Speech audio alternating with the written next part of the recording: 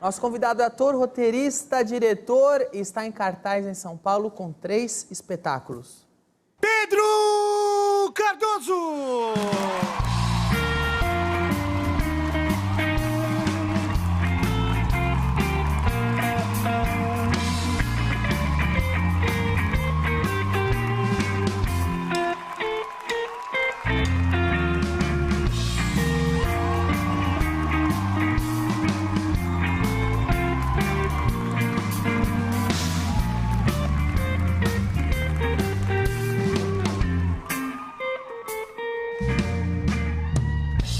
Pedro, tudo bem? Pedro Cardoso, seja bem-vindo. Tudo bem? Tava correndo hoje e não tive tempo de passar no camarim antes dessa vez. Mas muito obrigado por ter vindo novamente. Eu que agradeço, que é muito bom eu vir aqui pra mim. Que pra nós, então, é excelente, cara. Muito obrigado.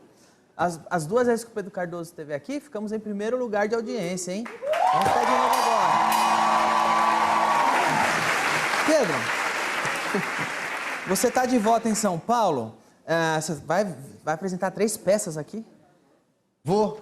O alto-falante? É, o alto-falante, aí uma outra que chama One Way, que é teatro de improviso. Sabe o que é teatro de improviso? Manda, o que é? Eles não respondem não quando a gente pergunta? Pode responder, pessoal. Vocês estão em casa. Vocês sabem o que é teatro de improviso? É, gente, pode ficar tranquilo, tá vendo?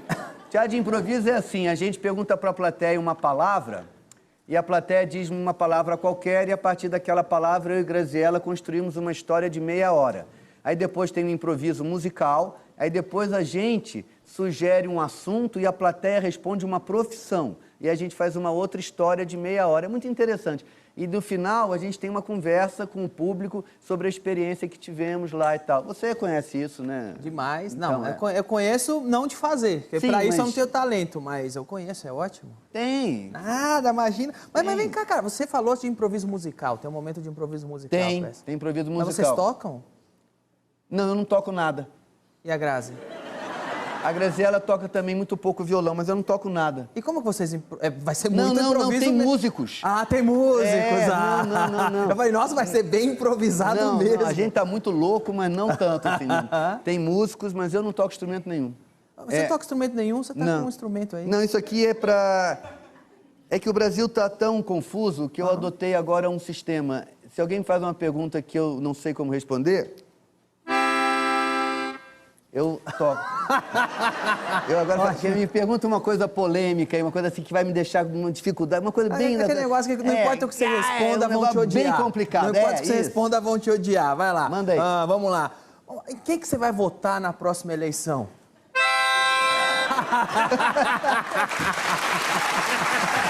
Legal, vamos nessa. Tem outras. Essa pergunta, eu não vou te perguntar isso de volta, porque você não tem uma correção. Deixa pra você. Aliás, você achou que o Diguinho tá bom como o amarelinho da Copa, o mascote da Copa?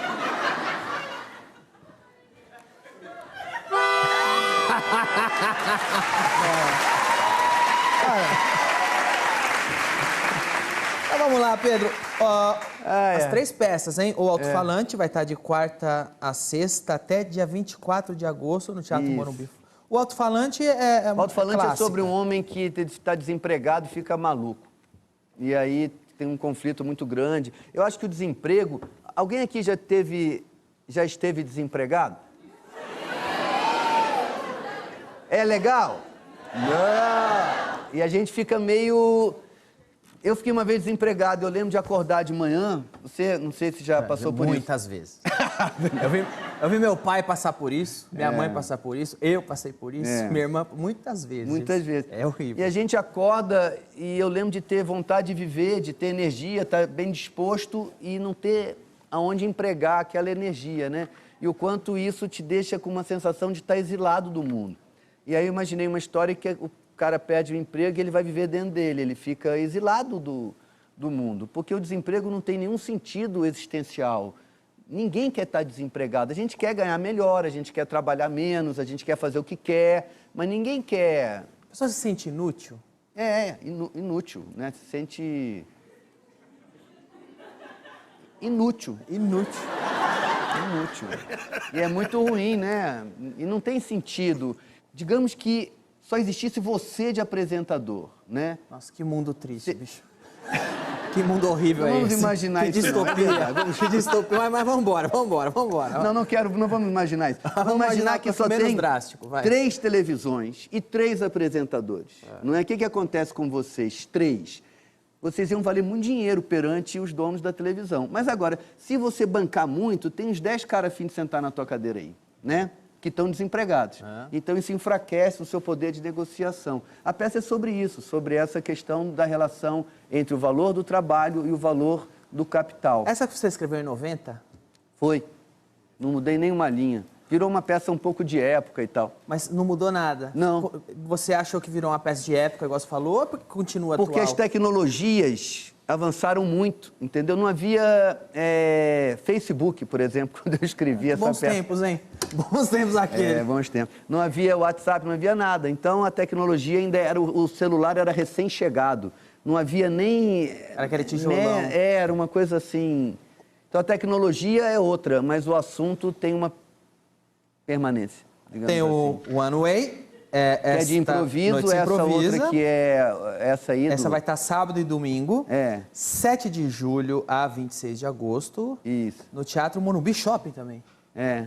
E tem a Nem Sim, Nem Não. Uma que é peça pra criança. Pra criança. No Morumbi Shopping. Você comprou o Morumbi Shopping. Não, o Morumbi Shopping é que me comprou. Eu lembro que você tinha um quadro com a Grazi no Fantástico de improviso. Fui tirado do ar, né? Mas tinha a ver com a peça, não? Tinha totalmente a ver com a peça. Era uma tentativa de levar para a televisão a dinâmica do improviso. Mas eu não tenho convicção de que aquilo tenha resultado tão perfeito quanto no teatro, porque a graça do improviso é você estar vendo. Quando é gravado, sempre pode ter sido roubado, né? Sempre... você acha que a pessoa tinha... Como é que eu vou provar que realmente... Fala uma palavra qualquer aí. Quê? O que ele falou? Eu acho que foi pênis. Não, foi tênis. A tênis? Não foi tênis. Tênis?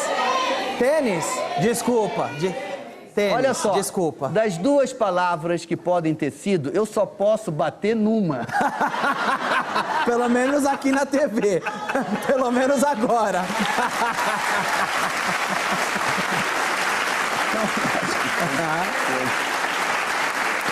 Das 2 palavras, só tem uma que bate no chão. Só. É verdade. Infelizmente. Só uma delas é que bate no chão. Ok, não vamos falar disso, vamos mudar de assunto. Aí como é que eu vou provar que eu não combinei com a pessoa que ela falou pênis? Pênis! Entendeu? Como é que eu vou provar isso, entende? Aqui nós sabemos que nós não combinamos nada. Mas o programa teve bom resultado. Mas acho que havia um conflito, talvez, de natureza ideológica, né? Assim, era um programa que requisitava muita liberdade. Eu gostava. Com certeza que O público gostava bastante. Eu acho que sim, mas a gente não sabe, porque os controles de audiência são dos executivos, né? Então eu não sei. Vamos relembrar, cadê? Nosso programa é de improviso, nós não temos nada combinado, Não nenhuma temos. história escrita, nada. Vamos fazer uma historinha aqui de 5 minutos. Então, 5 minutos para a falta de preocupação com o próximo. Ah, senta.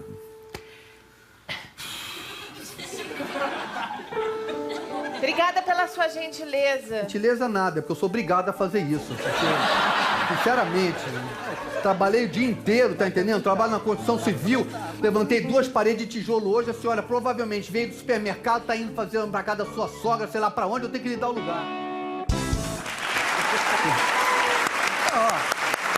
Vamos lá. A gente mostrou. Tem quanto tempo isso?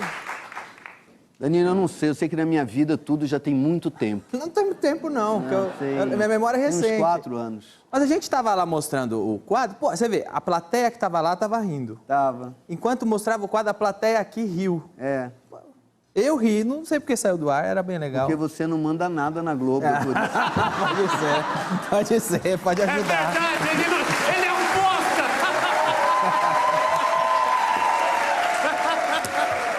Ali no Fantástico, o quadro, a cada cena durava 5 minutos. No teatro, vai ser quanto tempo de peça? É meia hora. Posso falar uma coisa pro Manda teu público bala, que manda me bala, intriga? manda bala.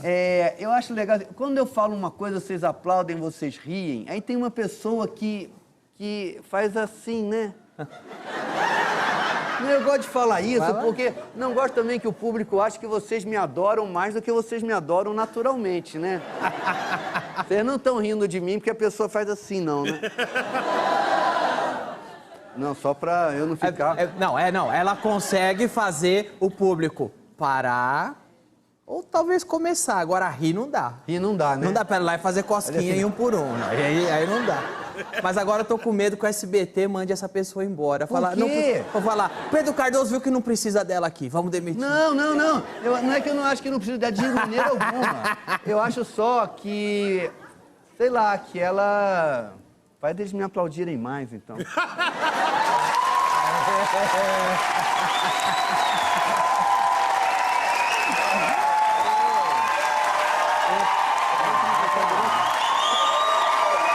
tenho certeza. Esta foi a reação mais espontânea que eu já vi na história desse programa. Vamos lá uma coisa agora.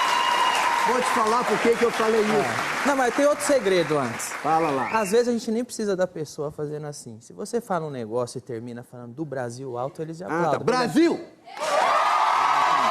Tem outra coisa também. Eu posso falar, essa é a plateia mais qualquer coisa do Brasil, eles aplaudem. Essa é a plateia mais pedida do Brasil!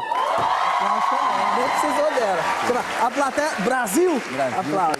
O que você ia falar? Eu perguntei isso porque nesse negócio de improviso, eu demorei muito para conseguir que a plateia não se sentisse obrigada a obedecer a um comando, entendeu? Porque eu queria mesmo uma reação absolutamente espontânea da plateia. E eles, acostumados à gravação, ficavam esperando. Primeira vez que eu gravei, eles ficaram mudos, esperando um sinal para participarem. Aí eu falei, não, gente, aqui é diferente, vocês não precisam ter um comando. Aquela do quadro. Aquela do quadro foi a melhor experiência que eu vivi aqui no Brasil! Agora ela tava quietinha lá, ela nem mexeu. É assim, cara. É assim, cara. É ou não é a plateia mais arrombada do Brasil? Olha, tá quieto lá. É isso aí. Eu vou fazer isso hoje à noite. Mas no hoje à teatro, noite não cara. funciona, cara. Eu vou entrar em cena e vou entendi falar isso aí. isso. É. Não, anyway, a plateia dá temas. Alguma vez você se surpreendeu com um tema, não que você se chocou, ou a Grazi, mas que você não conseguiu improvisar? Fala, isso eu não... Não, eu faço Isso é aqui difícil. uma brincadeira. Alguém consegue imaginar alguma palavra que me diga que eu não conseguiria, a partir daquela palavra, caminhar por algum lugar? Essa, então? Carrara táxi. Acho que você nunca ouviu isso antes. Deve ser Não, difícil pra teve uma pessoa que falou Pedro Cardoso, falou o meu nome, entendeu? E aí eu vivi uma hesitação, porque eu, como vocês sabem, devem saber, sou muito assim, ansioso da minha vida particular, nunca entro nesse tipo de coisa. Mas aí eu falei, eu fiz uma história de um Pedro Cardoso que não era eu, era um Pedro Cardoso que é imaginado pelas pessoas, um Pedro Cardoso antipaticíssimo, violento, desagradável. As pessoas imaginam isso? Não, digo assim, alguma pessoa, nós que nos tornamos pessoas conhecidas do público, sofremos muita projeção, assim, né? Eu já ouvi de pessoas, colegas meus, que eu adoro, coisas horríveis, de pessoas que não os conhecem. Ah, é verdade que ele isso, que ele aquilo? Eu fico surpreso, porque... Raramente essas coisas são verdadeiras. É o que mais acontece. O que acontece muito também, a pessoa te conhece. Nossa, você é tão legal. Eu imaginava que você era um escroto. Demais. É o que eu mais ouço, bicho. Eu também. É o que eu mais ouço. Não entendo por que as pessoas acham isso.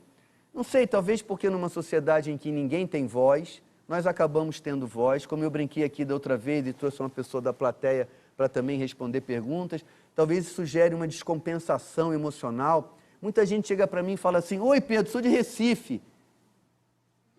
Eu sou de Natal. Tem isso. Parece que a pessoa encostando em mim falando eu sou de Natal, Natal vai amplificar, eu não sei bem, entende? Então, eu fiz lá um Pedro Cardoso que não era eu, mas era uma dessas personas que eu imagino que alguém possa ter de mim, um cara horroroso. Né?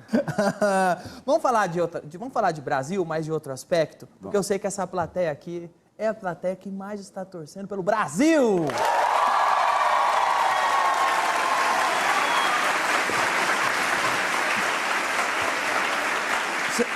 Você tá acompanhando a Copa? Eu tô adorando essa Copa. Eu não gostava de ver as Copas em si, só vi o jogo do Brasil. Essa eu tô vendo todos os jogos. Acho uma Copa muito interessante. Virou a Copa dos memes, tá todo mundo comentando tudo. Virou a Copa dos países multirraciais. É verdade. Entendeu? E eu acho isso muito bonito. E acho que o futuro da humanidade é que a nacionalidade seja assim. Como nós brasileiros, graças a Deus, já somos. Já estamos na entendeu? vanguarda. Nós estamos na vanguarda dessa E agora, como é que fala isso? Multirracial. Multirracionalidade. O time da Bélgica tem o Lukaku, que é um homem de 1,90 m, e ele é obviamente onde a presença do sangue africano ainda está ali muito, muito visível, né? E eu acho bacana essa Copa que é mistura da França, né? Sim. E o Brasil também, eu acho bonito isso. A Inglaterra também. A Inglaterra, misturada. todos eles. Agora, como é que tá em Portugal o clima de Copa? Bom, eu vi um jogo de Portugal lá e Portugal ganhou e eu não ouvi um foguete, Sem rojão? Não tem nada, cara. Foi gol de Portugal, só eu gritei gol! Aí eu vi que ninguém falou nada, eu sentei em casa. Desse jeito? Fiquei... Os caras têm o melhor jogador do mundo. A gente morando em Portugal, a gente realmente tem que agradecer um pouco essa alegria muito sem razão do povo brasileiro, né? Os caras têm o melhor jogador do mundo no momento, que agora também caíram fora. Eles gostam né? de futebol e tudo, mas eles... Eu não sei, eu acho que a educação europeia, ela constrange muito a criança, sabe? Como lá não tem babá, não tem muito serviço doméstico, todo mundo quer que uma criança rapidamente fique obediente, porque não é a babá que vai lidar com a criança, é o pai e a mãe mesmo. Então, talvez a repressão em cima da criança seja muito bruta e muito prematura. E aí, o adulto, acaba um adulto também... Eu faço teatro lá, eles riem sem som. Como é que é isso?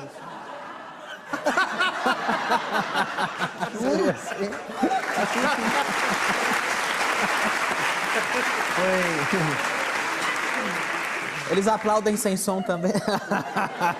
Eles aplaudem sem som também, não? Eles aplaudem. Não entendi, tá vendo? Não entendi, né? Gente, é fantástico isso. Tá vendo? Você acha que eles são...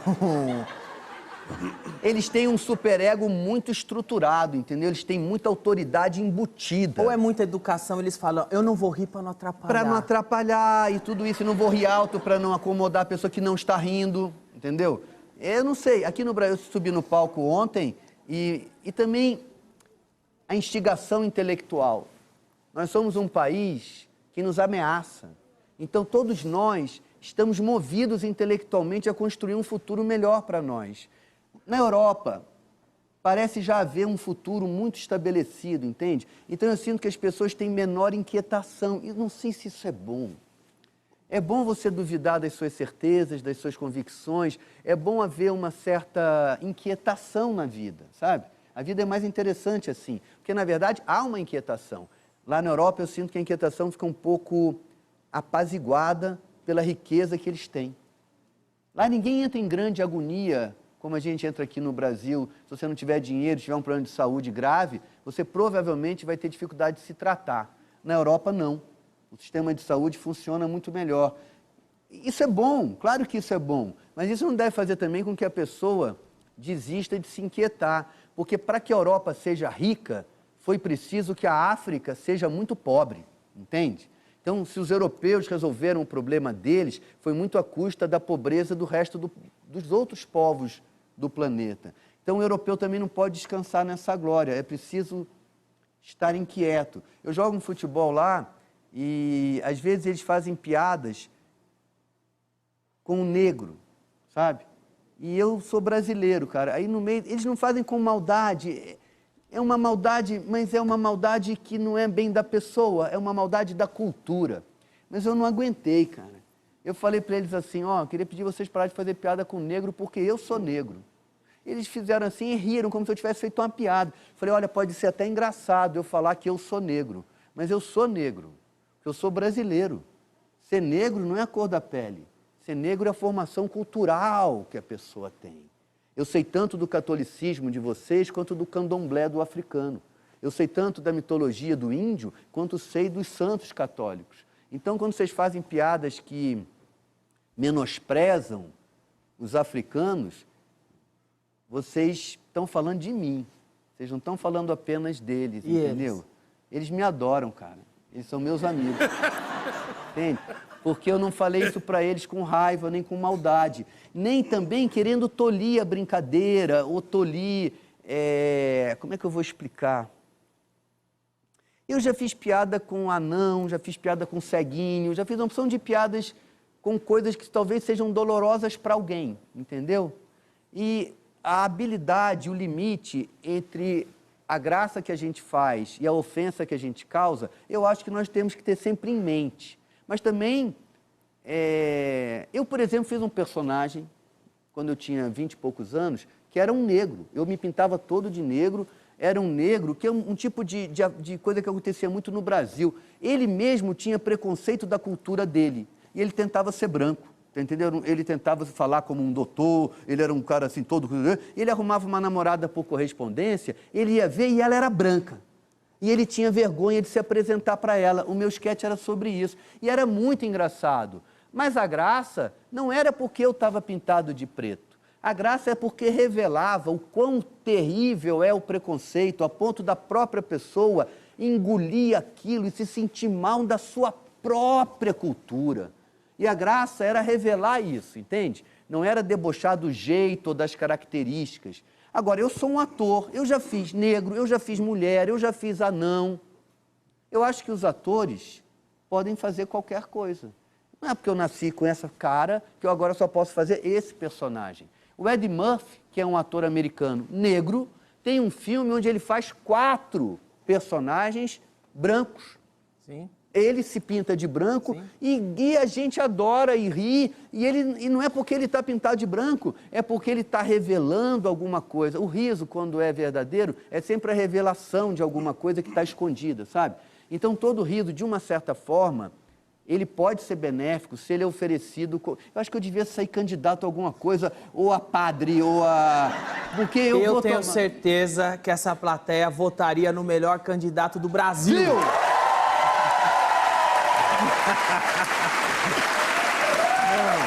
Não quero.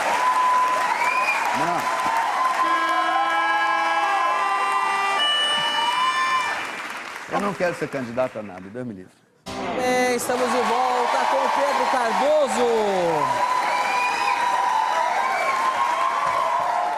Aê. Adorei isso, gente. Pode usar lá. Não, eu queria ter isso na minha casa. Não vai funcionar? Não vai funcionar? Gente, adorei isso, gente. O quê? Falou pra você levar o Diguinho. Não, não dá, ele tá em Portugal. Não tem avião de carga. Ele vai em avião de civil. Ó, a gente tá falando da Copa. Você tá acompanhando o que estão falando do Neymar? Não, já deixa na mão aí, vou te perguntar. Você... Não, porque estão criticando muito o Neymar. Porque o Neymar... Aliás, eu tô te perguntando porque você tá em Portugal e a Europa. Portugal é um dos países que mais tá criticando. Porque qualquer coisa o Neymar cai, o Neymar chora. O Ronaldo é melhor que o Neymar. Você tem acompanhado? Tenho. Eu acho que... Eu não sou dessas pessoas que faz coro contra o Neymar. Assim, eu acho isso um pouco injusto, porque nenhum de nós sabe qual é o tamanho da dificuldade que o cara enfrenta ali dentro. Exato. E a pressão, né? a dificuldade. Eu jogo futebol, também sou caçado em campo. Também... Quer ver? Vamos aqui. Finge, vamos aqui, Daniel. Ó. Tá aqui a bola, você é o zagueiro. Aliás, você dava um bom zagueiro falando isso. É que você não me viu jogar, cara. Eu sou péssimo. Vou passar por você, ó.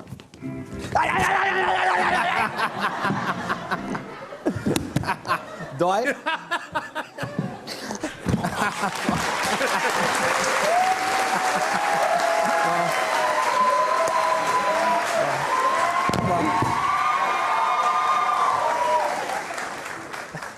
Coloca aí. Agora, gente, isso aqui... Não, dá aqui não. Coloca aí, a gente coloca agora. Não, vamos lá.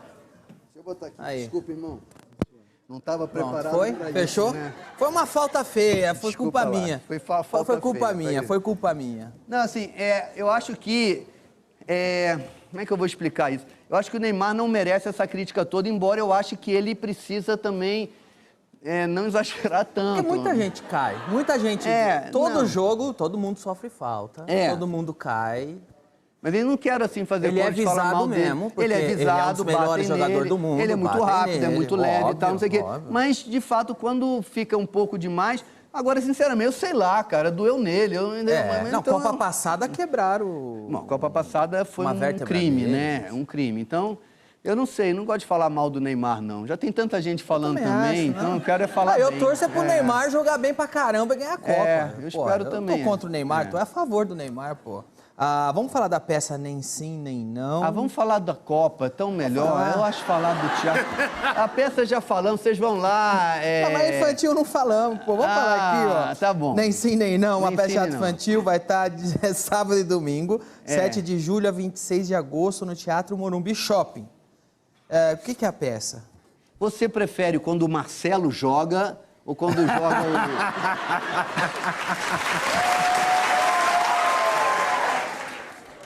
Gente, é fantástico isso. Oi! Se você for lá no improviso e falar Neymar, eu faço. Pronto, vai lá. Aliás, meio que já fez um pouquinho aqui, vai. Sabe o que eu faria sobre o Neymar? Eu faria uma peça de uma pessoa que não gosta de nadar, nem na piscina, nem mar.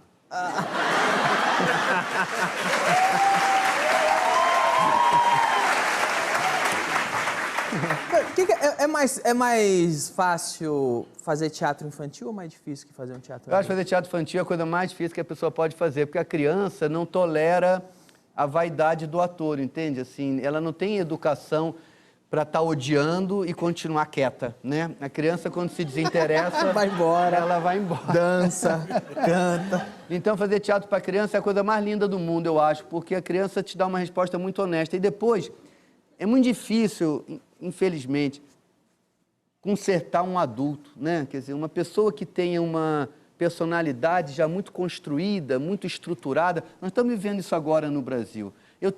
Pedro, eu tenho prestado muita atenção para eu não ficar prisioneiro de convicções que eu tenho em política, por exemplo. Tenho ficado atento para ficar disponível para pensar em coisas que eu nunca pensei, ouvir coisas que eu nunca ouvi, ver partidos políticos que são diferentes dos partidos que eu tradicionalmente votei.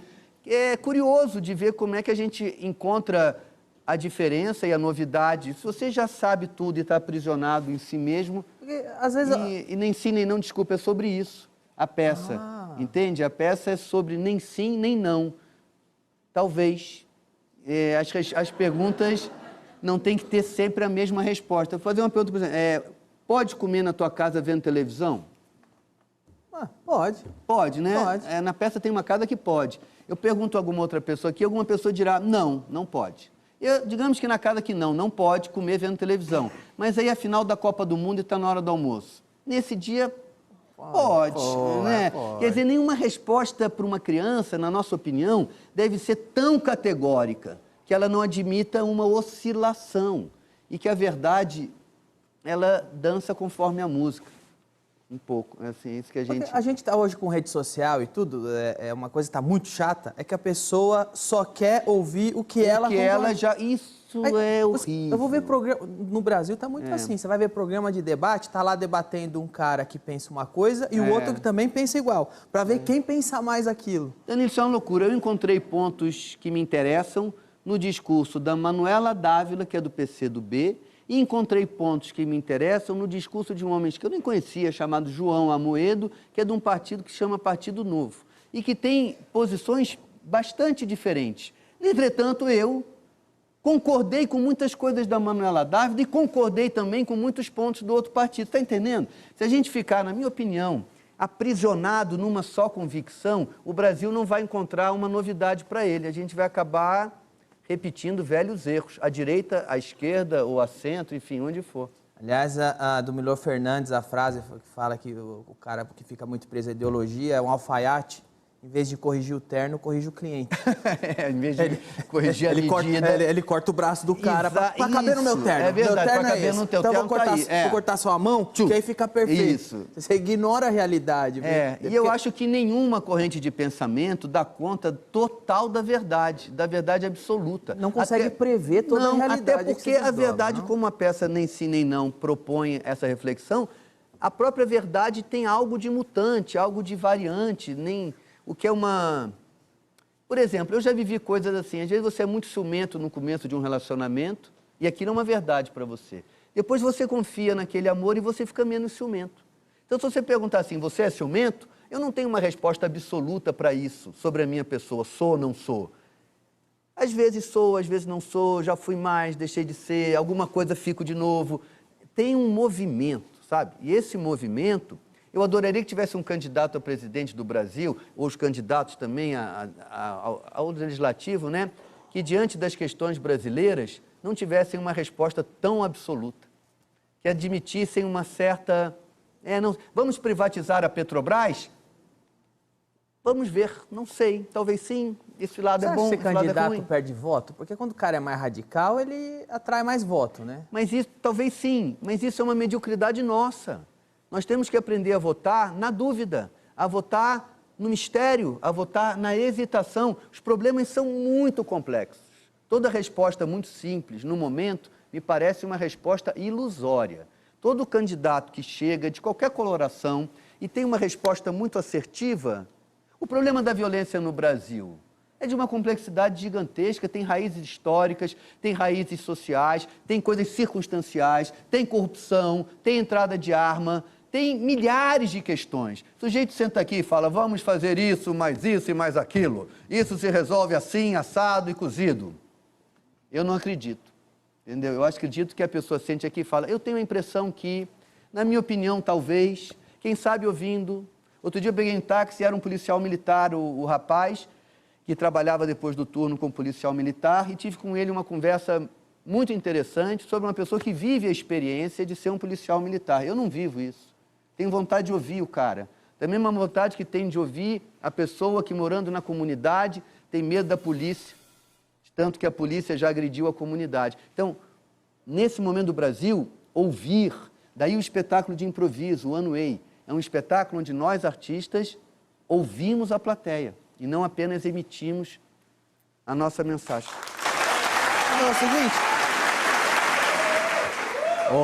Isso é maravilhoso. É um fade, cara. O nome disso é fade. É maravilhoso isso. Vou perguntar uma coisa. Você está aqui em cartaz, nesse espaço que vai estar no Brasil, nesse período, com três peças. O Alto-Falante, quarta a sexta, One Way... sábado e domingo, e Nem Sim Nem Não, uma peça de teatro infantil que ninguém pediu, sábados e domingos também, tudo ali no Teatro Morumbi Shopping. Isso. Eu queria ouvir sua opinião sobre o que você pensa de meia entrada para o teatro. Você acha que isso mais ajuda ou mais atrapalha o teatro?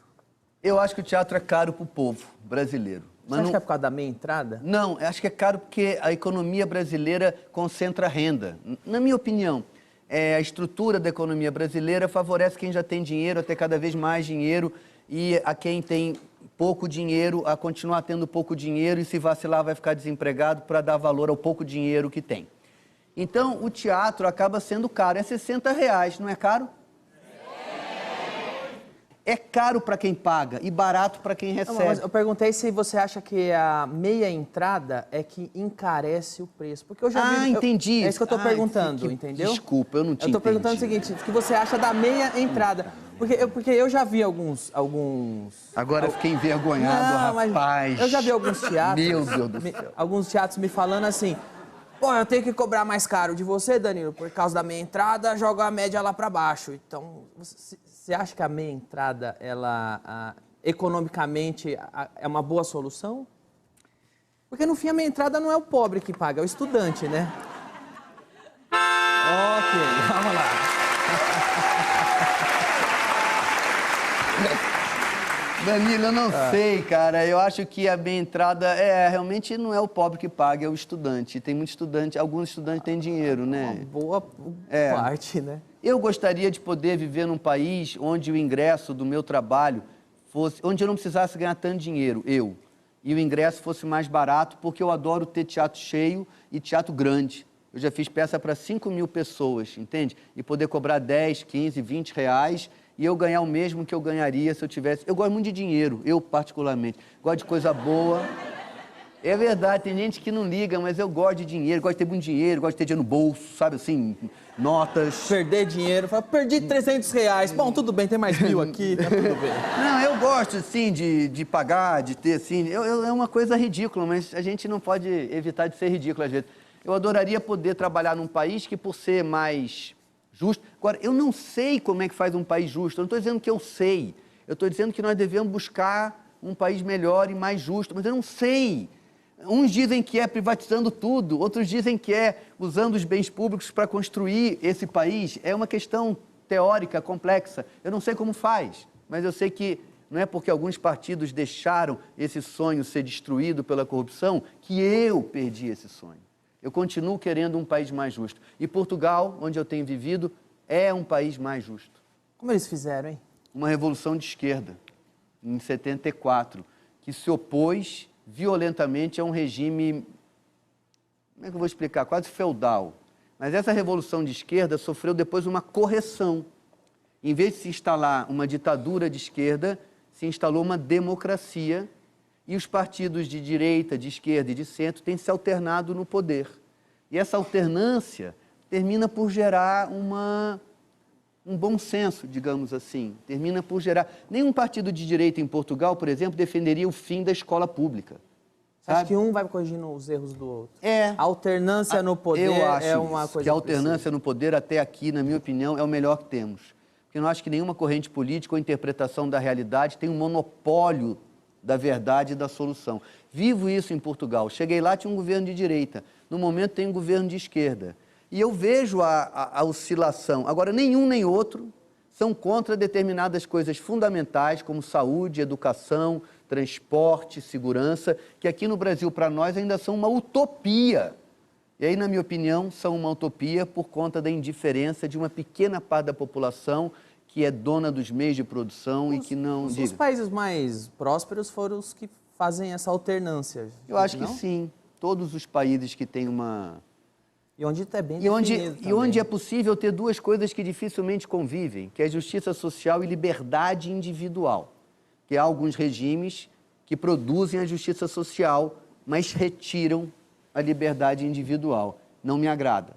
Agora, há regimes que dão toda a liberdade para o indivíduo, ilusoriamente, mas não promovem o bem-estar social. É preciso que haja justiça social com liberdade individual, né? Haja as duas coisas. Por isso que eu falo, eu tenho estado interessado na Manuela Dávila, justamente porque as ideias comunistas têm sido muito rejeitadas, e tenho estado interessado nesse outro homem, que é um liberal absoluto, que propõe uma desregulamentação total de tudo, porque algumas coisas que ele fala também têm me interessado, porque eu acho que há talvez uma possibilidade... Talvez não devêssemos ter um presidente só, poderíamos ter 2 presidentes, entendeu? Pelo amor de Deus, bicho, já basta um. Não. Aí eu vou descuidar de você, bicho. Já basta um e já tem muito, bicho. 2, para que nada seja uma decisão monocrática, entendeu? Mas os caras têm que se entender lá.